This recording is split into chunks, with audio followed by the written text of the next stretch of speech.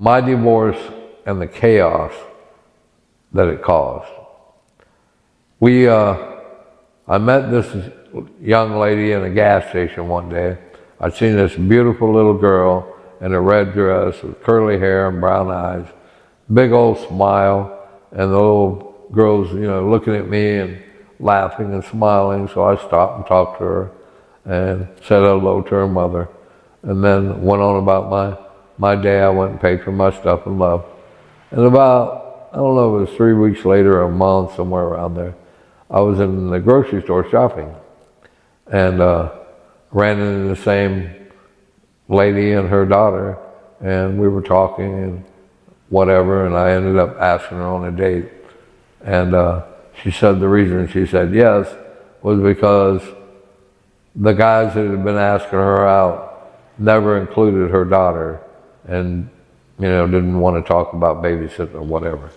So I ended up taking her, I asked her and her to take her daughter with us. And she said, awesome. So we all went to dinner, and that continued, going to places, going on dates, what have you. And we'd always include her daughter. Then I guess after about a year of dating, she moved in. And the problem there was, wasn't a problem, but she was living with the lady, renting a room. And the lady would not let her daughter come out and run around the house and have any exercise or fun, because she would get into stuff. So that was not allowed. And I had a big 3-bedroom, huge apartment, and lived right on a little lake, had a beautiful porch out front, and got lucky. I was working there, and it was a totally free apartment plus my wages that I earned. So I was doing pretty well.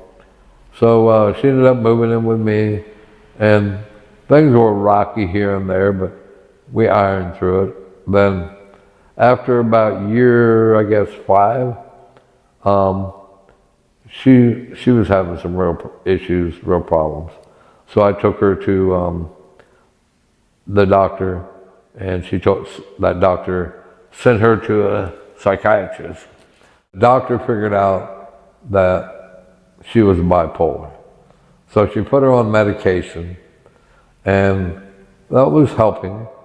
But I mean, we were looking at it like 6 months in, not even 6 months in, it started right away. But for 6 months, her sex drive was 0. And so I told her, I said, well, maybe you need to go back and talk to the doctor and see if she can figure out what to do. So she went back to the doctor, she told her the issue. The doctor said, no problem, well, the medication is working well with you, correct? And she's talking to her. And she said, so I'm going to change your medication, but it will have the opposite effect. She goes, oh, okay, that's cool. So that took over about a week or 2 weeks, and good Lord, I mean, it was nuts, 3 times a day. And more if I could handle it, but I couldn't. And so that went on for a while, and then we went back to the doctor, and I told her doctor, I was like, I understand that one was terrible, but the other one, this is nuts too. The doctor said, well, you got to make your choice. The only thing that's really going to work with her and with a good effect is going to be one or the other of these medications. So she decided to stick with the one she was on, and that was unbelievable. She ended up where she was cheating on me, and I didn't know about it because I was working like a crazy man to support her. Plus she had a son back in her country. I was sending $250 a month to support him, and just overwhelming. And I would work all day, sometimes part of the night, and I had an office cleaning business, a fence building business, and I also did air conditioning.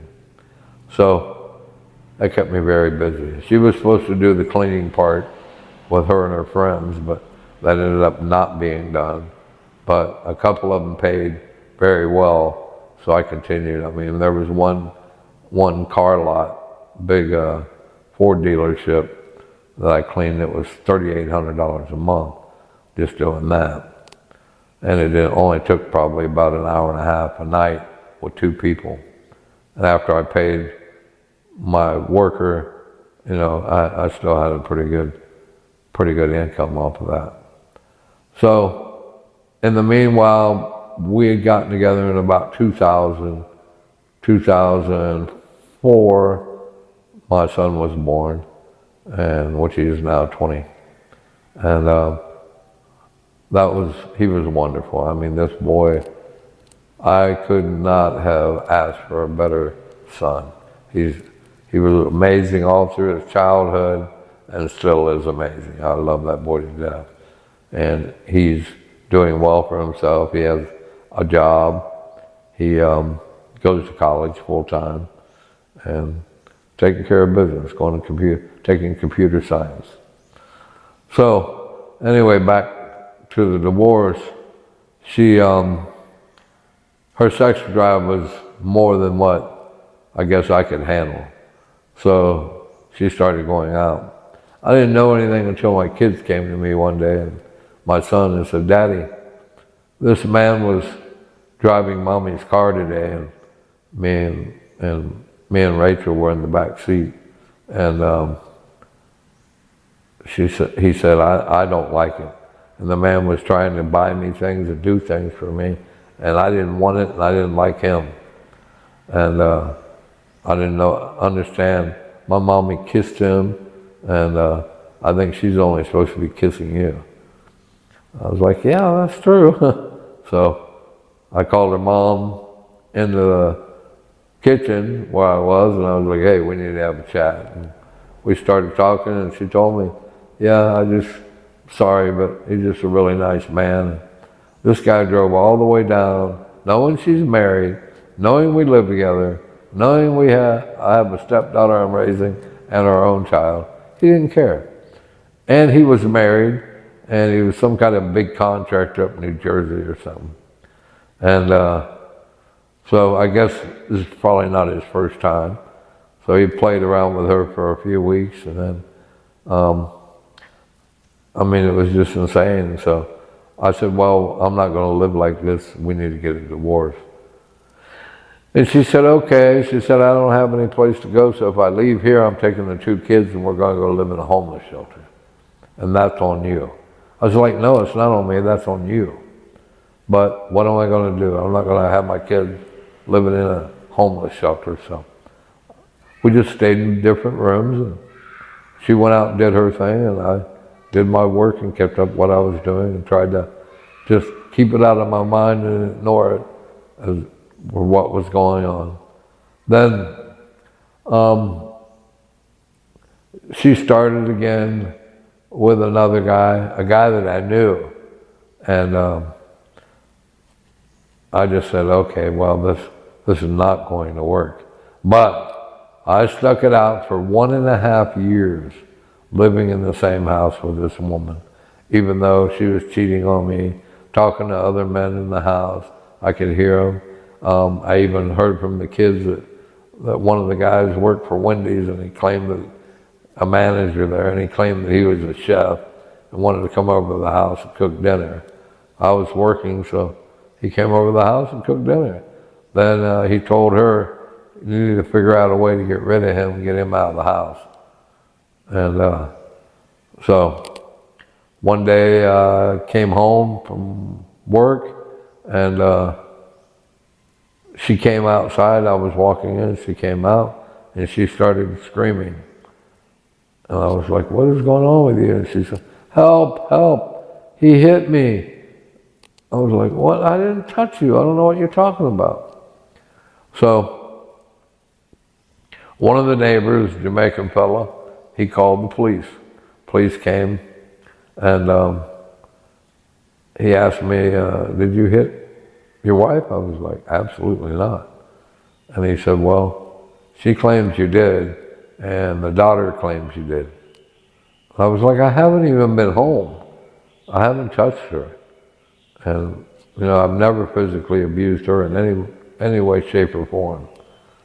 But the cop ended up putting me in handcuffs, took me to jail, and the next morning I got up, went before a judge, and he said, I'm looking at all this stuff with Mr. Crew's past and everything. If he would have done this, he could have killed her and we'd have never found the body. He said, so I'm not buying this. And he said, I don't see any, I see the photos of her, but I don't see any bruises or anything on her body. So I cannot believe that he did this. And so the prosecutor, she said, well, I don't want him to see his children.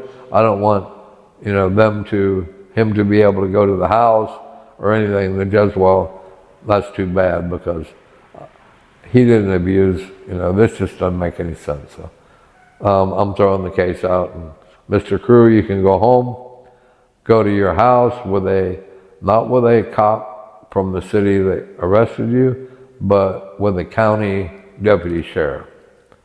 Because the judge knew something I didn't. So I went to the sheriff, went to the house, got my stuff. I left, took my truck, and took off. Well, I guess it was a month later, I went down to the city where I was arrested and wanted to see the police report. It had disappeared. Then I wanted to see the police report of about 2 weeks before she called the cops on me, where she had beat my son with a belt, and I came home and he was bawling and crying in his room, and I guess there was a Hot Wheels, he had Hot Wheels and there was a tray that held all of them inside. Well, he had filled that with water and ended up dumping it in the floor. So instead of, her doing what a normal woman would do, a mother would do, I guess she was angry with me, so she took it out on him. So a cop had came and he took photos of my son sitting in my truck with the lights on, and he had flash on his camera, and took all these photos, bruises up and down my son's legs. And I told him, he said, what do you want to do at this point? I said, well, we'll figure it out later. For right now, I want to leave with my son. And he said, absolutely, you have every right to. So I put my son in the car, in my truck, and we went and spent the night in a hotel, a couple nights. And then I talked to her, and she said she was calm now and she wouldn't do that ever again. Then I didn't call the police on this, but about a week and a half later, she had a knife out in the kitchen and was telling both the kids that she was going to hurt them. And then right after that, that's when she went nuts and called the police and said that I'd done something to her. But there was no charges ever stood, and nothing ever came of it. And but I went back to get that police report about that, and it was gone. So it took about 6 or 7 months, and I had already filed for divorce, and it took about 6 or 7 months, and I'd found out that she was sleeping with the cop that arrested me, and they had a whole little plan. So she was dating a guy that I knew, dating a cop, dating some dude from Wendy's, and she had some guy on the line. Then she went on millionairematch.com, and she found a gentleman, I won't call him a gentleman, she found a man that was worth $22 million.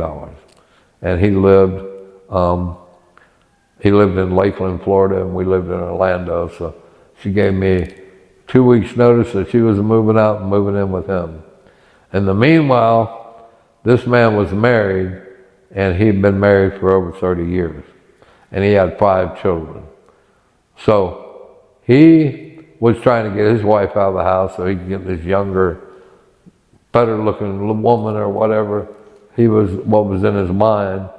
So he put crack pipes around the house and hid them behind the toilets and all this stuff. and called the cops and said that his wife was doing drugs and he wanted her out of the house. And he had enough money that he was able to hire attorneys and get her, not only get her out of the house, but take all the children away. Well, there was a couple of them that were grown, but the rest of them he took custody away from her. So this woman had worked all of her life as a school teacher. She had a bad heart. I ended up meeting her later on. She was a wonderful, wonderful lady. He just wanted a younger girl. And with all the crack and all the stuff going on that he had said, she didn't get the amount of money that she deserved for being with him for 30 years and helping him build his business up to what it was so that he could sell it and make that much money. And so she ended up moving back home where she was from, and her youngest child, he went back and lived with her eventually.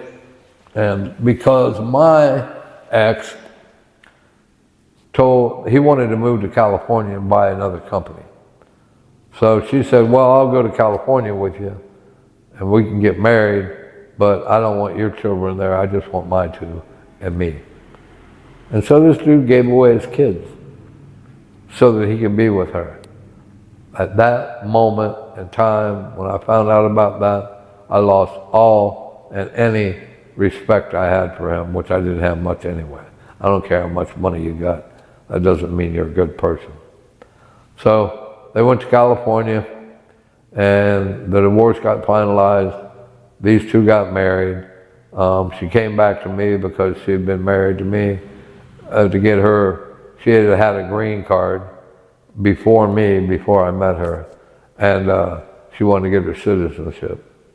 So I went along with it and let her get her citizenship through me. And I said, but he's paying for it, which is fine, he paid. And then they took off and went to California. And I hired an attorney. I tried to do what I could, but he had a table full of attorneys, and there's no way I was going to be able to keep my son there in Florida. They were able to take him to California. So that's where they currently are, and it's just a really sad situation. And I'm sure a lot of you have been through divorces or going to go through a divorce or have bad relationships, and you can relate to some of those. He is currently getting a divorce from him. He's agreed to give her $500,000 to leave, and then another $500,000 at about $6,000 a month. Now I know this woman. This woman could go through that $500,000 in a few months. And then what's she gonna do? $6,000 a month is not enough to live on in California, not especially where they live. So that's the new part of it. So now my son is worried that, his mom's gonna have to go through all this, and he's worried because he knows what I know, that she's gonna blow through the money and not have anything to support herself with. And she doesn't work.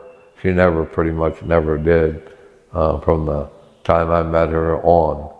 And really sad situation, but anyway, thank you guys for tuning in and watching. I appreciate that. If it wasn't for my subscribers, friends that I've made online from all kinds of countries around the world, I appreciate all you guys to give us a thumbs up and making a comment down below, good or bad. And see you on the next one. Bye.